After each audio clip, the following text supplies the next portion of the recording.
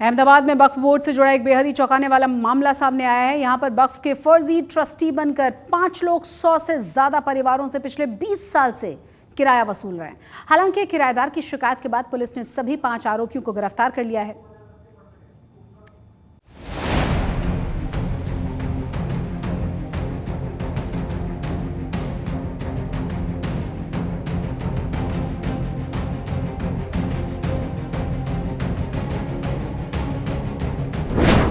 अहमदाबाद में वक्फ बोर्ड के नाम पर बड़ा फर्जीवाड़ा।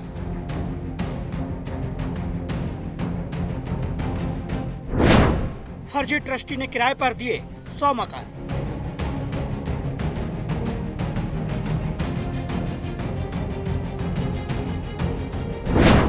बीस साल से वसूल रहे थे किराया, 5 आरोपी गिरफ्तार। वक्फ संशोधन कानून को लेकर देश भर में बवाल मचा हुआ है। इसी बीच अहमदाबाद में वक्फ बोर्ड के नाम पर हुए करोड़ों के घोटाले ने हर किसी को हैरान कर दिया है। पुलिस की गिरफ्त में खड़े ये वो आरोपी हैं जो खुद को अहमदाबाद में कांच की मस्जिद और शाहबड़ा कसम ट्रस्ट के ट्रस्टी बताकर 100 से अधिक घरों से हर महीना किराया वसूल रहे थे और फर्जी तरीके से वसूली का यह सिलसिला पिछले 20 साल से चल रहा था। स्थानीय लोगों के मुताबिक उनके पूर्वज यहाँ साल 1850 के बाद रहने आए और तब से ये लोग मस्जिद ट्रस्ट की जमीन पर ही रहते थे। फिर साल 2005 से इन आरोपियों ने यहाँ पर किराया वसूलना शुरू कर दिया। ये सारी जगह जो है वो मस्जिद के ट्रस्ट की है, वक़फ़ के अंडर ही आती है और यहाँ पे 100 से ज़्यादा जो घर हैं वहाँ पे परिवार किराए पे रहते हैं सालों से।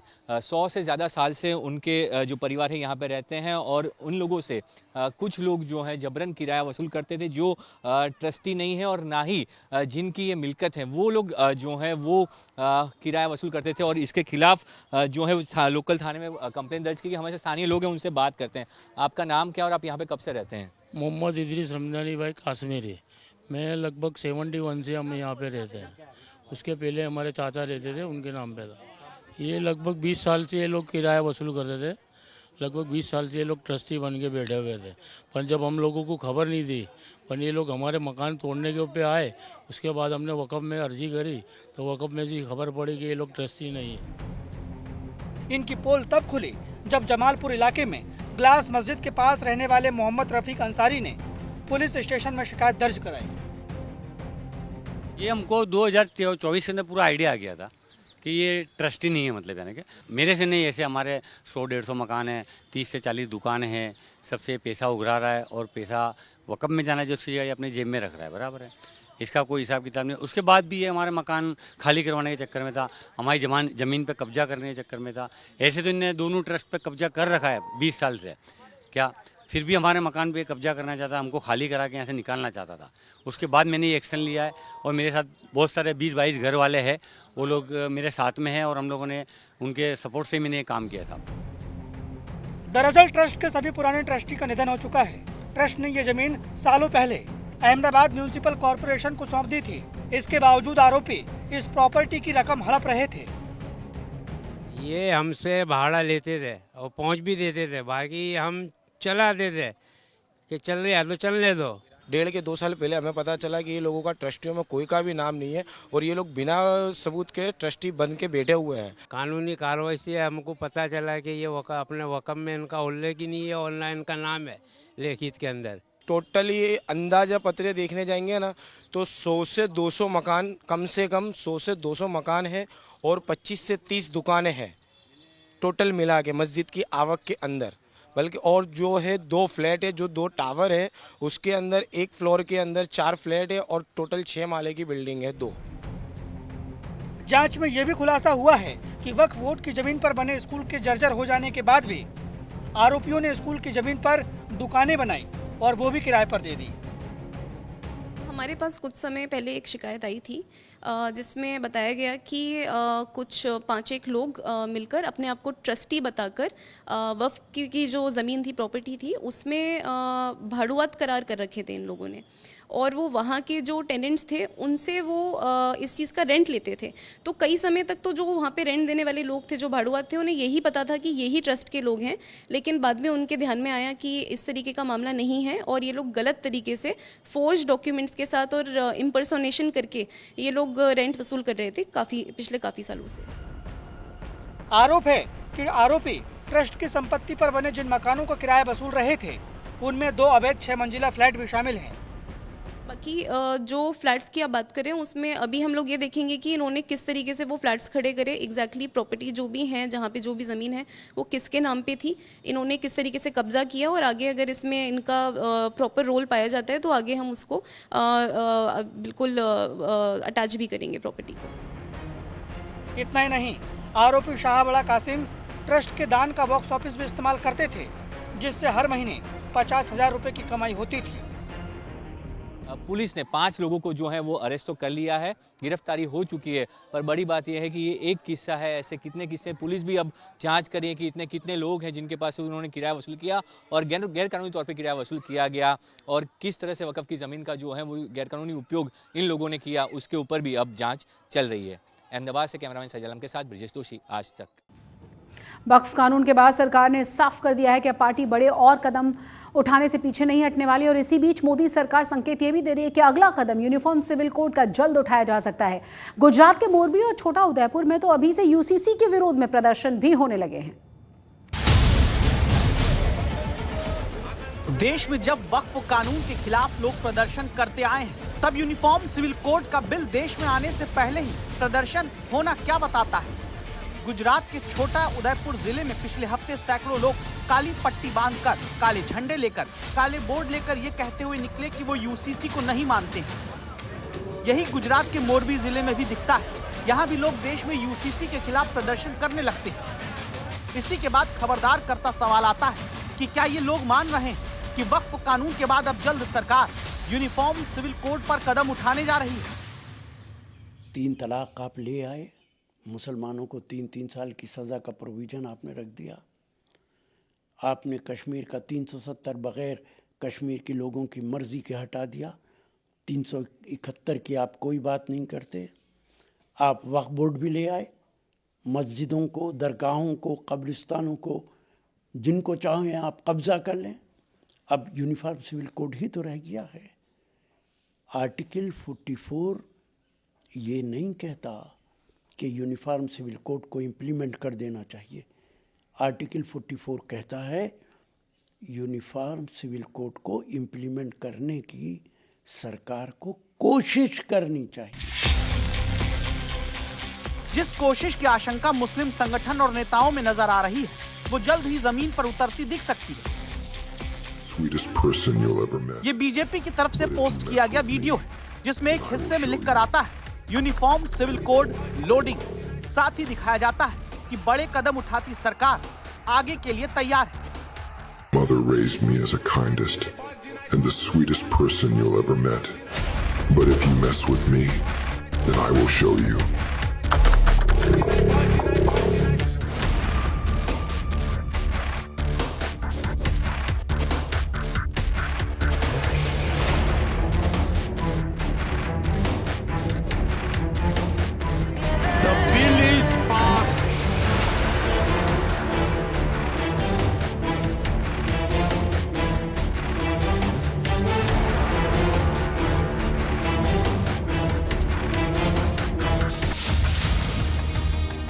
इसे सिर्फ सोशल मीडिया का प्रचार नहीं कहा जा सकता, क्योंकि यूनिफॉर्म सिविल कोड पर संकेत खुद प्रधानमंत्री भी दे चुके हैं।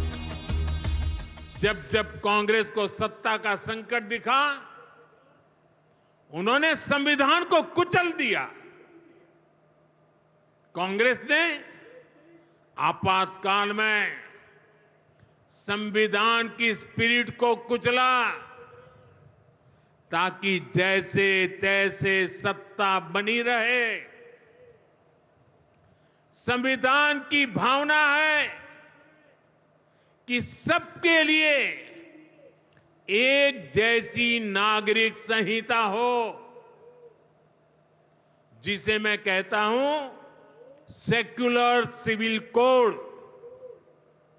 लेकिन कांग्रेस ने इसे कभी लागू नहीं किया। उत्तराखंड में भाजपा सरकार आने के बाद सेक्युलर सिविल कोड, समान नागरिकता संहिता, ये लागू हुई, डंकी की चोट पर लागू हुई। और देश का दुर्भाग्य देखिए, संविधान को जेब में लेकर के बैठे हुए लोग, संविधान पर बैठ गए हुए लोग, ये कांग्रेस के लोग उसका भी विरोध कर रहे हैं। वक्फ कानून के बाद अब यूनिफॉर्म सिविल कोड केंद्र सरकार के टॉप एजेंडे में इसलिए माना जा रहा है क्योंकि वक्फ पर नीतीश और चंद्रबाबू नायडू की पार्टी के मिले खुलकर समर्थन ने ये सरकार को भरोसा दे दिया कि आगे अब कोई दिक्कत नहीं है। वक्फ बिल पर सरकार को वाईएसआर, कांग्रेस और बीजू जनता दल के सांसदों का भी समर्थन मिला था। तीसरी अहम बात, यूनिफॉर्म सिविल कोड को लागू करने की बात तो संविधान से लेकर सुप्रीम कोर्ट तक खुद कहते आए हैं। इसीलिए माना जा रहा है कि जल्द ही यूनिफॉर्म सिविल कोड पर गतिविधि तेज देश में दिखने लग सकती है। जम्मू कश्मीर के रामबन जिले में बादल फटने और लैंडस्लाइड से भारी तबाही हुई है। यहां गुजरात के सभी 50 लोगों के फंसे होने की खबर है और फिलहाल युद्ध स्तर पर राहत और बचाव का काम जारी है। लेकिन मौसम का बिगड़ा हुआ मिजाज राहत और बचाव अभियान में खलल डाल रहा है। श्रीनगर से लौट रहे गुजरातियों का ये हाल, ज्यादा जानकारी इस रिपोर्ट के जरिए आपको दिखाएंगे।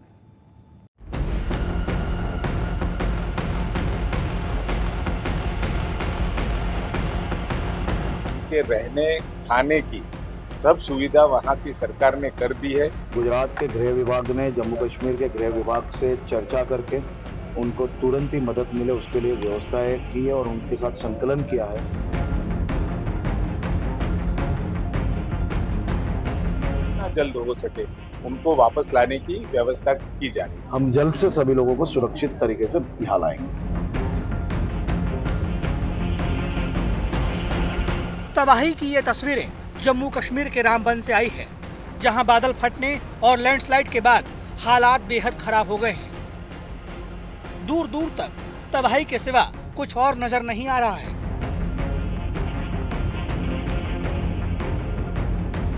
नेशनल हाईवे 44 पर हजारों यात्री फंसे हुए हैं। इन्हीं लोगों में गुजरात से कश्मीर घूमने पहुंचे 50 यात्री भी शामिल हैं, जिनकी बस श्रीनगर से गुजरात लौटते वक्त खराब मौसम के कारण रास्ते में फंस गई। इस दौरान एक यात्री ने वीडियो बनाकर गुजरात सरकार से मदद की गुहार लगाई। गुजरात सरकार तुरंत एक्शन में आई। दावा है कि रात में ही जम्मू कश्मीर पुलिस से संपर्क किया गया, जिसके बाद पुलिस और सेना ने इन यात्रियों के खाने पीने का इंतजाम किया और सभी को सुरक्षित जगह पर पहुंचाया गया।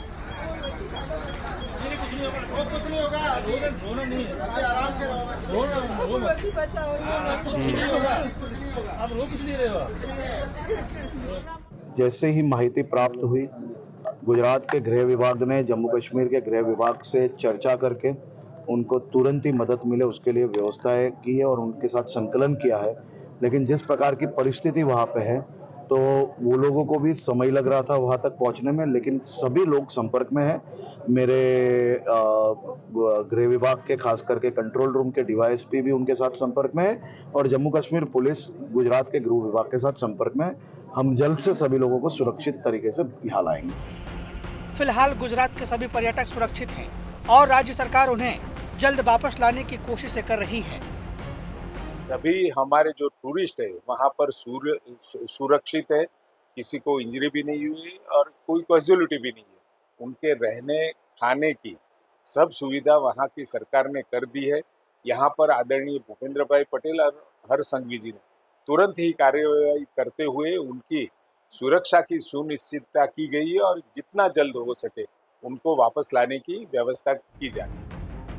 मुसीबत की इस घड़ी में लोगों की मदद के लिए सेना, एनडीआरएफ, एसडीआरएफ, बीआरओ और पुलिस ने पूरी ताकत झोंक दी है, जिसका नतीजा ये है कि अब तक सैकड़ों लोगों को प्रभावित इलाकों से निकालकर सुरक्षित जगहों पर पहुंचाया जा चुका है। हमारे पास रात में खाने के लिए कुछ नहीं था, अभी हमें खाने के लिए दिया है। हमारी बहुत हेल्प की है इन्होंने। अभी आपकी बंदे आए थे हमारे को पूछने, फौजी बंदे आए थे ना, सेना ने भी हमें खाने के लिए भी दिया, चाय भी दी। सर वो ये बोल रहे हैं कि भाई जो भी आपके साथी हैं अपने उनको बुलाओ, सबको खाना दे रहे हैं ड्राइवरों को। हालांकि अभी भी बड़ी संख्या में लोगों को प्रशासन की मदद का इंतजार है। प्रशासन की कोशिश यही है कि इन लोगों तक भी जल्द से जल्द मदद पहुंचाई जाए, लेकिन जगह जगह रास्ता खराब होने से राहत और बचाव में दिक्कत आ रही है। प्रशासन का पूरा जोर इस वक्त 2 दिनों से बंद जम्मू श्रीनगर हाईवे को खोलने पर है। रामबन में हालात पूरी तरह से सामान्य होने में अभी थोड़ा और वक्त लग सकता है। ऐसे में प्रशासन ने लोगों से यात्रा से बचने और सुरक्षित स्थानों पर रहने की अपील की है। आज तक ब्यूरो। गुजरात में लगातार गर्मी का सितम जारी है। अहमदाबाद में आलम यह हो गया कि दोपहर के वक्त लोग घरों से बाहर निकलने से बचते हुए नजर आते हैं। जिन्हें बाहर जाना पड़ रहा है वो गर्मी और लू से बचने के लिए सिर और मुंह ढककर निकलते हैं। मौसम विभाग ने जिस तरह से अनुमान किया था वैसे ही जो है वो गुजरात समेत देश के कई भागों में गर्मी से अल्प राहत मिलती हुई दिख रही है। आज गुजरात के ज़्यादातर जिलों में जो गर्मी का पारा है वो 40 से 41 डिग्री के बीच है। लोगों की संख्या जो है रोड पे कम दिख रही है क्योंकि छुट्टी का दिन है, पर जो गर्मी है, गर्मी से थोड़ी राहत लोगों को मिली है। आम तौर पे गुजरात में जो है वो 43 से 44 डिग्री का टेम्परेचर मिलता है, पर ये 2 दिन वेस्टर्न डिस्टर्बेंस की वजह से जो है वो गर्मी से थोड़ी राहत गुजरात वासियों को मिली है। हर बड़े शहर का जो अगर तापमान की बात की जाए तो 40 से 41 डिग्री, अहमदाबाद में भी 41 डिग्री तापमान जो है वो आज दर्ज किया गया है। तो थोड़ी राहत गुजरात वासियों के लिए है। वेस्टर्न डिस्टर्बेंस की वजह से मौसम विभाग ने जो पूर्वानुमान किया था ठीक उसी तरह जो है वो असर देखने को मिल रहा है, पर ये राहत सिर्फ 2 दिनों के लिए है, आज और कल। उसके बाद फिर से गर्मी का पारा जो है 43-44 डिग्री तक पहुंच जाएगा और जो मई महीना आते आते 45 डिग्री गर्मी जो है वो गुजरात वासियों को सहन करनी पड़ती है। तो आम तौर पर 44 से 45 डिग्री टेम्परेचर गुजरात के हर बड़े शहर में होता है और वही मई महीने से देखने को मिलेगा। पर अभी के लिए जो मौसम विभाग की सूचना थी उसके अनुसार 2 दिन गुजरात वासियों के लिए राहत भरे दिन है, पर फिर से परसों से जो तापमान है उसमें बढ़ोतरी होगी और 44 डिग्री के पार गर्मी का पारा जाता हुआ दिखाई देगा। अहमदाबाद से कैमरामैन जेमिन व्यास के साथ ब्रिजेश दोषी, आज तक। समाज में कई किस्से ऐसे होते हैं जो मिसाल बन जाते हैं और जिंदगी भर याद रह जाते हैं। ऐसा ही एक किस्सा है गुजरात के अंबाजी शक्तिपीठ के यहाँ से भी सामने आया है, जहाँ पर एक ससुर ने अपनी बहू का कन्यादान करके अनोखी मिसाल पेश की है। दरअसल साल भर पहले बेटे की मौत हो गई थी, जिससे बहू और पोती अकेले पड़ गए, लेकिन ससुर ने एक पिता का फर्ज निभाया और बहू की दूसरी शादी धूमधाम से करवाई। शादी के रस्मों रिवाजों में विदाई वो पल है जो न केवल लड़की बल्कि उसकी भावनाओं के साथ जुड़े किसी भी व्यक्ति को इमोशनल कर देता है। मगर ये विदाई समाज के सामने कुछ खास है, एक प्रेरणा है, एक हिम्मत है, उस इंसान की ओर से दी जा रही है जिन्होंने नम आंखों से विदाई अपनी बेटी को नहीं बल्कि अपनी बहू को दी। समाज के रस्मों रिवाज को एक तरफ रखकर मगर समाज के अंदर ही रहकर ताउम्र मिसाल बना ये किस्सा गुजरात के शक्तिपीठ अंबाजी का है। इस किस्से के बनने के पीछे भी एक दुखद याद जुड़ी है। दरअसल प्रवीण सिंह राणा के बेटे सिद्धराज सिंह को पिछली साल दीपावली पर अचानक दिल का दौरा पड़ गया। अपनी आंखों के सामने बेटे का दुनिया से जाने का गम एक पिता के लिए क्या होता है, बयां करने की जरूरत नहीं है। ऐसे में प्रवीण सिंह राणा ने समाज की परवाह किए बगैर अपनी बहू कृष्णा को बेटी मानते हुए कन्यादान किया। एक पिता का फर्ज निभाते हुए पूरे रीति रिवाज और समाज के ही सामने बहू का हाथ बेटे के जिगरी दोस्त संजय को सौंपा, जिन्होंने बहू कृष्णा और 1 साल की पोती को ताउम्र बेहतर जिंदगी देने का संकल्प लिया।